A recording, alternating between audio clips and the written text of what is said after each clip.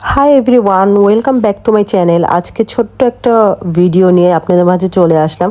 আজকে আমাদের লাঞ্চের মেনু ছিল হচ্ছে করলা ভাজি, আলু দিয়ে, শুটকি লতি দিয়ে, আর হচ্ছে বোয়াল মাছ টমেটো দিয়ে। তো এই সিম্পল রান্নাগুলো হচ্ছে আমি কিভাবে করে নেবো এটা আপনাদের সাথে শেয়ার করলাম। এখন আমি আমার যেহেতু শীত চলে আসছে প্রায়, তো আমি এখন একটু টুকটাক চেষ্টা করি আমার হাজব্যান্ডের জন্য লার্কি রান্নাগুলো করতে, বিশেষ করে দেশি খাবারগুলো আর হচ্ছে মানে মাংস জাতীয় আইটেমগুলো একটু লার্কি চুলায় একটু অন্যরকম একটা টেস্ট আসে, তো ভালোই লাগে।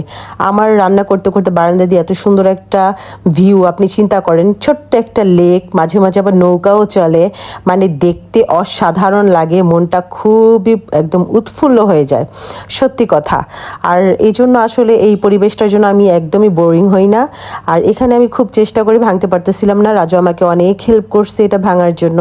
আর সবচেয়ে বড় কথা হচ্ছে এখন আমার আলহামদুলিল্লাহ চুলা জ্বালাইতে একদমই প্যারা হয় না, আমি খুব ইজিলি এখন চুলাটা জ্বালায় ফেলতে পারি। এখানে আমি কড়াইটা বসিয়ে নিচ্ছি। সবার আগে এখানে আমি বসাবো হচ্ছে করলা ভাজিটা। অলরেডি আমি এখানে পেঁয়াজ দিয়ে দিছি। আমি কোনো ডিটেলসে ভিডিও করছি না রান্নার। যদি আমার কোনো রেসিপি বা আমার কোনো খাবার দেখে আপনাদের ভালো লাগে তাহলে মানে আমাকে বলবেন, আমি ডিটেলসে আর কি করে দিব ভিডিওটা। তো এগুলো অ্যাজ ইউজুয়াল যে যেরকম খায়, আমি আমার মানে বাড়িতে যেরকম খাই ওরকমভাবেই করতেছি। জাস্ট একটু যেন টেস্টটা, ভাবলাম যে চুলা তো ধরাবই, তো 2-3টা আইটেম তো একবারই করে ফেলি। আর সবচেয়ে বড় কথা যে আমি এগুলো আসলে এনজয় করি, আমার একেবারেই প্যারা মনে হয় না, খুব ভাল লাগে এগুলো করতে। আর সবচেয়ে বড় কথা, প্রিয় মানুষের জন্য কিছু করতে পারা তো হচ্ছে সৌভাগ্যের ব্যাপার। তো আমি আমার প্রিয় মানুষের জন্য করতে পারতেছি, আমি ভাবি যে এটা আমার একটা সৌভাগ্য অবশ্যই।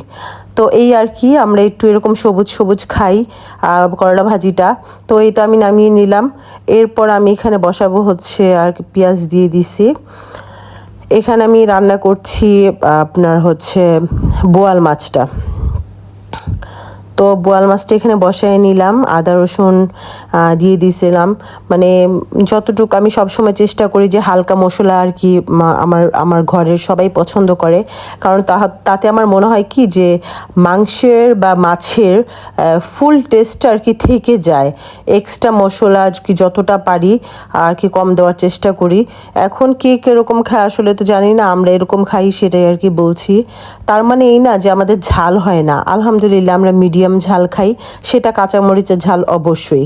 আর কাঁচামরিচ তো শরীরের জন্য অনেক ভালো গুঁড়া মশলার চাইতে, তো গুঁড়া মশলাটা যত পারি একটু কম দেওয়ার ট্রাই করি। আর এই সমস্ত মাছ তো এমনি অনেক স্বাদের হয়। এখন আমি কিছুটা টমেটো দিয়ে দিব, আরও কিছুক্ষণ জাল হবে, দেন ঝোলটা যখন একটু আঠালো হবে, মানে একটু শুকাবে, গ্রেভি হবে, তখন আমি নামিয়ে নিব।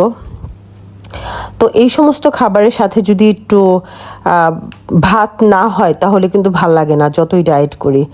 আর এখানে আমার সোনা পাখি হচ্ছে চলে আসছে স্কুল থেকে, মাকে একটু আদর করে নিচ্ছিল। এসে দেখতেছি যে আমি রান্না করতেছি, ও তো খুব খুশি হয়ে গেছে, আমাকে একটু হাগ করে নিল, এই আর কি। তো আমি সব সময় আর কি চেষ্টা করি এরকম ছোট ছোট ভ্লগ দিতে।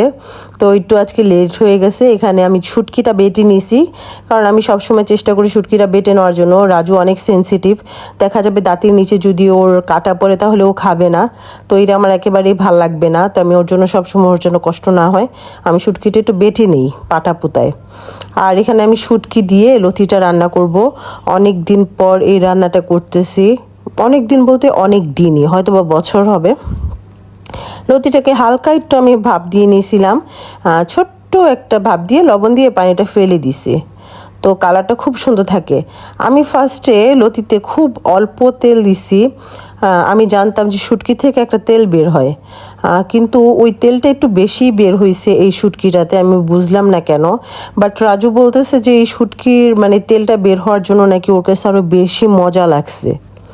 তো আলহামদুলিল্লাহ, ভাল লাগলে তো অবশ্যই ভালো, আমার হচ্ছে আরও ভালো লাগে, যার জন্য আমি এত কষ্ট করে একটা জিনিস রেডি করলাম বা তৈরি করলাম, তার কাছে ভালো লাগলে তো এটা অবশ্যই খুশির কথা, তাই না?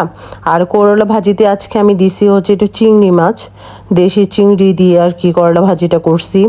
এখন একদল মানুষ এসে বলবেন যে আপনার খাবার কি সবই খুব মজা হয়, সবই কি ভাল লাগে, সব ভালো ভালো বলেন। হ্যাঁ ভাই, আমার কাছে ভাল লাগে বিধায় আমি রান্না করি এবং আমার পরিবারের সবাই খুব এনজয় করে দেখেন, তারা খুব আনন্দ করে খায়, এটা আপনার চেহারা দেখেই বুঝতে পারতেছেন। আর আমরা পজিটিভ মানুষ, আমরা কখনোই মন খারাপ করিও না, আর অন্যের মনও আমরা খারাপ করে দিই না পিঞ্চ মেরে। তো আলহামদুলিল্লাহ আমরা সব সময় এই জন্য হাসি খুশি থাকি এবং মানুষকেও হাসি খুশি রাখি, এটা সত্যি কথা। যার ভাল লাগবে দেখবেন, আর যদি ভালো না লাগে তাহলে আমার ভিডিওটা দেখতে থাকবেন, দেখবেন অবশ্যই একদিন ভালো লেগে যাবে। এখানে আমি বোমা মরিচ নিয়ে নিচ্ছি, এখন একটু বোমা মরিচ ডলে ডলে খাবো। আমি তো ঝাল খুব পছন্দ করি। তো আজকে আমি আপনাদের জন্য সবসময় একটু মানে মিনি ব্লগ দেওয়ার মানে ট্রাই করি। আপনারা লাইক কমেন্ট করে সবসময় আমার পাশে থাকবেন, আমরা যেন এভাবে হাসি খুশি থাকতে পারি সবসময়।